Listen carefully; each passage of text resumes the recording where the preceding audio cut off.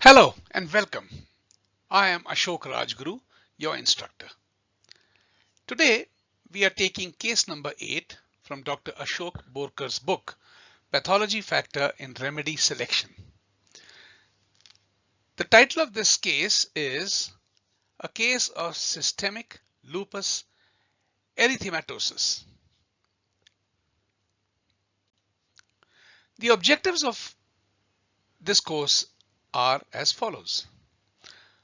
We will develop an understanding of the pathology of this condition described as lupus.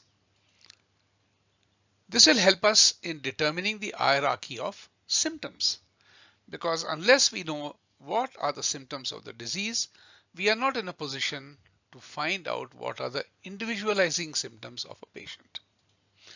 Also, this particular case will illustrate the importance of repertorization, case analysis, and case synthesis over the current popular trend of the sensation method or the other new methods. While those methods may or may not succeed, the objective of this particular presentation is that conventional, traditional methodologies of homeopathy are quite capable of selecting the correct remedy with fewer pitfalls. We will also do a differential analysis of the remedies that come up during our repertorization to zero in on the correct remedy and also help us to have a strategy for the second prescription. Another point that will be emphasized during this presentation is, in the later videos, how a disease name can mislead. And very often, allopaths will send their patients to homeopaths with a disease label based on insufficient data or unreliable data. So that is one thing we must always be wary about. Very briefly, this is the case of a female patient who is 40 years old and is presenting with the following symptoms. Of course, I presume you have read the attached document and gone through the case in detail. It is very well presented in a conversational form with very good critical comments by Dr. Borkar. So please read the case before you proceed any further in order to get the maximum benefit out of this presentation.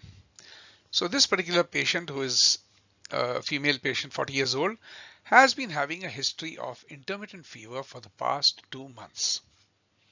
She has pain in the ribs, and overall she is having pain which she has described as a bruised or a beaten feeling, as if she has been beaten with a blunt instrument.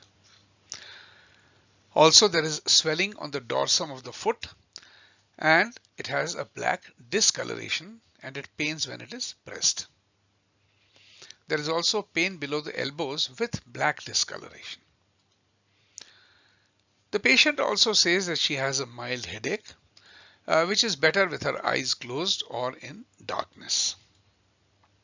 Further, there is back pain, which feels better if she is supporting it, and once supported, any motion or movement aggravates the pain. She also has some dreams repeatedly of ants or lots of hair falling on the ground, which she considers as a bad omen. Now, I'll just briefly go through the comments made by Dr. Borkar. Dr. Borkar says that this particular case is difficult to solve with the help of rubrics. And that was why, or that was perhaps the principal reason why he tried to steer the case taking to elicit a particular sensation or to follow the sensation method.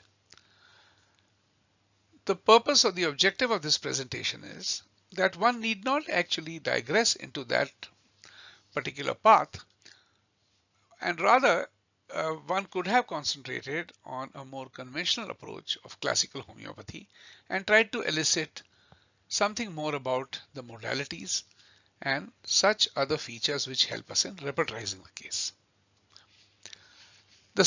What Dr. Borkar says is that this case is difficult to solve with rubrics, and hence the sensation approach helps in such cases.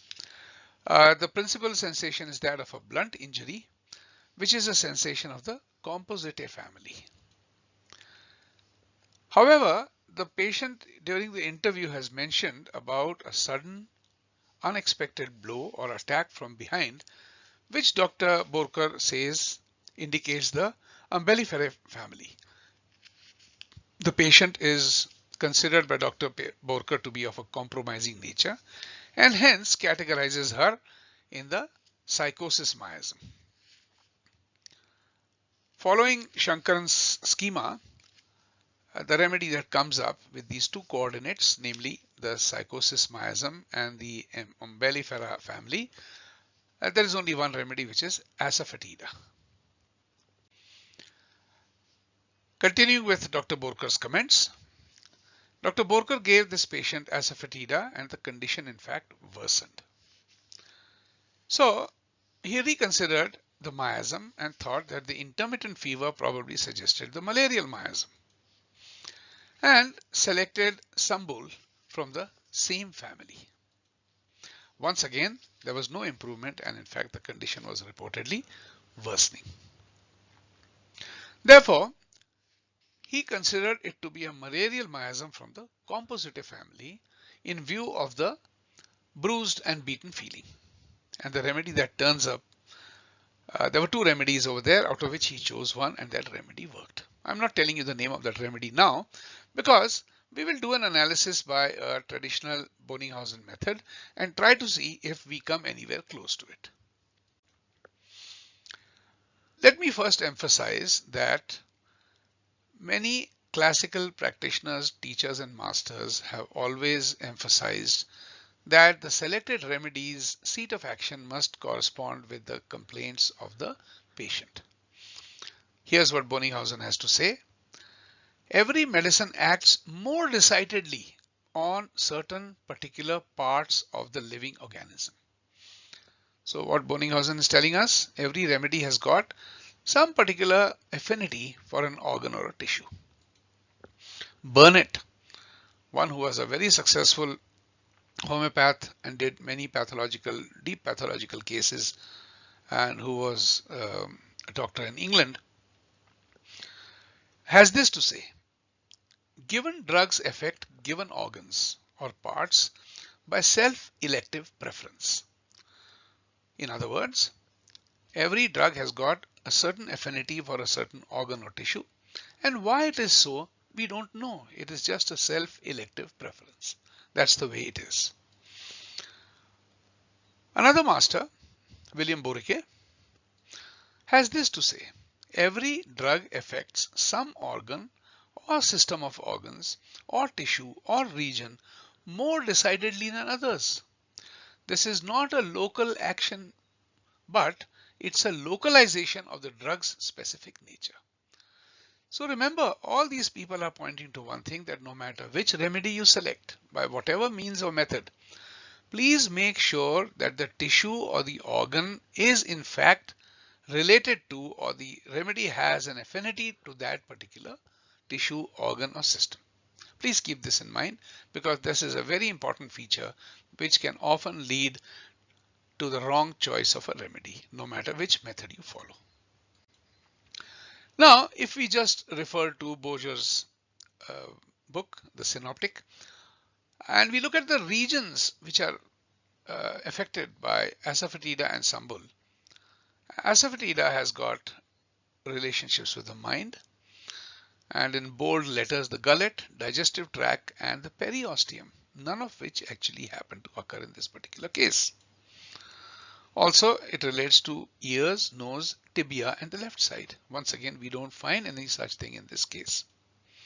Regarding the remedy that was the second remedy selected by Dr. Borkar, it has got affinities for nerves, the heart and the left side. Now, the second remedy is of course a much smaller one, but even so, it does not correspond to the complaints of the patient. Also remember that while a study of remedies on the basis of families helps, we have sufficient literature which shows that this cannot be carried too far. Let us see what Hahnemann himself had to say on family relations. In his lesser writings, he mentions, perhaps, however, botanical affinity may allow us to infer a similarity of action. He is asking this question. This is far from being the case, as there are many examples of opposite or at least very different powers in one and the same family of plants. Therefore, we come to the conclusion that it cannot be considered as a sure principle to guide us to the knowledge of medicinal powers of plants. Further, in the same essay, Hahnemann gives various examples of the compositive family and the umbellifera family and how one can be misguided by just thinking about relationship of remedies on the basis of family alone. So please be very careful. It may be helpful to remember certain characteristics of families, but please don't make the mistake of taking that as a gospel truth. In fact, I will encourage you to please read this essay written by Hahnemann in his lesser writings. This is an essay on a new principle for ascertaining the curative powers of drugs with a few glances at those hitherto employed. Here is a summary of the points that were covered in this particular video. First of all, we had a look at the presenting symptoms of the patient. And then we saw Dr. Borker's comments. Importantly, Dr. Borker said that this case may not be amenable to repertorial analysis, and therefore he employed, according to his wise judgment, the sensation method. Further, he used two remedies which did not work, and then finally he used a third remedy on the basis of family relationships and Shankaran's schema. Importantly, we saw the importance of the seat of action of any remedy that is chosen for any case, regardless of the method that one chooses to employ.